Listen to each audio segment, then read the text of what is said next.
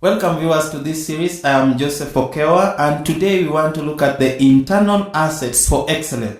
Abraham Lincoln said that character is a personal credential and no man is a man of honor without it. I want to look at the assets that God has endowed you with that will help you to reap maximum profit and benefits in your life. Asset number 1 is self-awareness. Number 2 is imagination. Number 3 is conscience, and number 4 is willpower.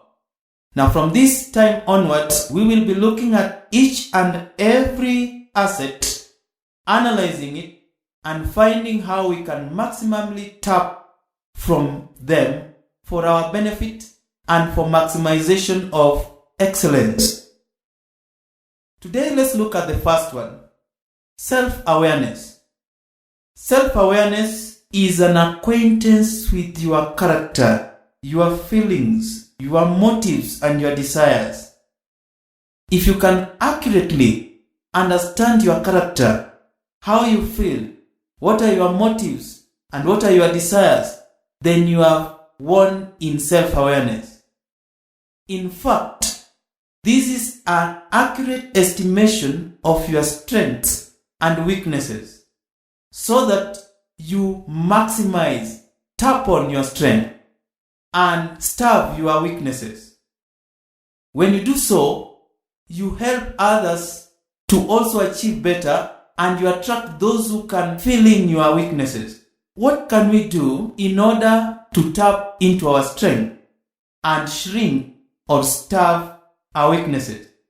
It is by a clear understanding that every outcome in life is as a result of event and response. When an event takes place, the outcome is dependent on how you respond to that event. So in most cases, when people blame other events, they don't know that they have the power to choose to respond to something that is happening in their lives, so that they give it a direction. In fact, there are 5 very important P's that determines your self-awareness. The first one is prediction. When an event takes place, you are supposed to predict what are the possible outcomes of that event. The moment you understand the possible outcomes, the best outcome, the mediocre outcome, and the worst outcome, it is your work to go to the second P, which is preventing the mediocre and the worst outcome. The moment you have prevented the mediocre and the worst outcome, you are only left with the best or the greatest outcome. Then you start planning your life by linking your past to the future without necessarily grieving about the past mistake, but maximizing on what you have in the present in order to have the future. The moment you work properly, you go to the next P, which is participating. There is nothing like saying that something happened to me because of someone else. You had a chance to contribute to what happened to you. And so you have to participate to the positive or to the negative if you want to achieve the best. And lastly, you must perform. There is nothing like I have tried my best. In life, successful people have learned that you have to do what is required, not trying your best. Because every item, every activity that takes place within a frame of rules and regulations. And so for you to achieve the best, you must do what is required, not your best. How can you do this? Suppose you are a student and you are going to school and you have a chance to study. You have the books and you've been taken to a school and you have the teachers and all the resources that are in the school. But you have one problem, fee payment. You have an opportunity to draw what we call your circle of influence. What is a circle of influence? It is a circle which dictates or have what you can do to your best without the assistance of other people. So as a student, you can read, you can open your books and you can write your notes. If you are a farmer, you can go to your farm and dig without any other person's assistance. Those are called items in your circle of influence. But there are other things. If you draw another circle outside, you have something called the circle of concern. Things that happen in your surrounding that affect what you are doing and you have no control over them, so that you will need the assistance of other people to come and help you to sort it out. The secret is, if you work on the things that you have ultimate control over, it will try to expand your circle of influence by attracting those who can help you to sort the things you cannot sort out by yourself. That way, you will have understood what it means to be self-aware.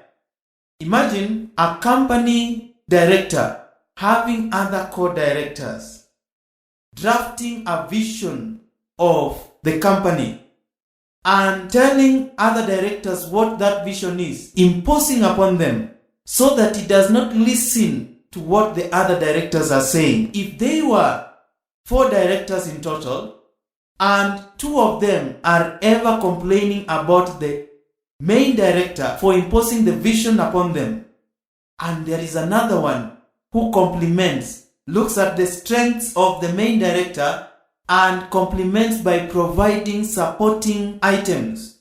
If the main director retires, the one who supports will take over, not the one who criticizes.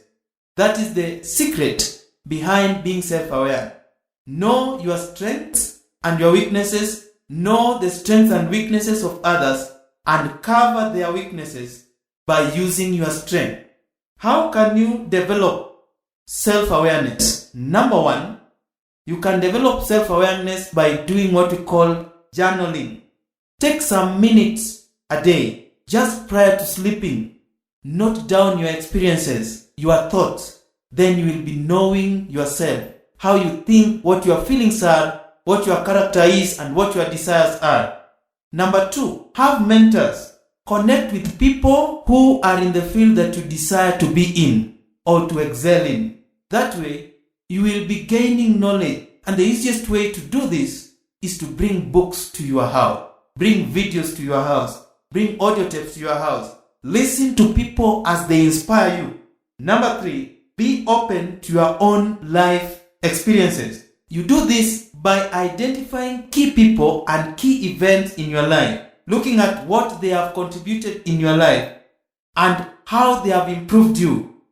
You should disclose both good and bad experiences so that from good experiences you can enjoy, you can connect to what you want to do, and you can stop the bad experiences from interfering with your life. Number 4, accept mistakes and learn from them. Nobody is perfect, and we know that every human being who has erred cannot gain by continually thinking about what they have done wrong. So it's important for you to learn from the mistakes, correct them, and improve in your life. Number 5, develop a personal balance sheet showing the special qualities you have to offer and also the constraints, the things that have let you down or brought you back. Reflecting on yourselves, receive invaluable input from others. That way, you will be developing a way of knowing yourself. Remember that self-awareness is something that starts from inside out. It's not something that people tell you how you look like. You know yourself. Something that you have created. You are creating your own software. Other people may have different views of what your life looks like, but you have a chance to create your own future. Till we meet next time, bye bye and God bless you.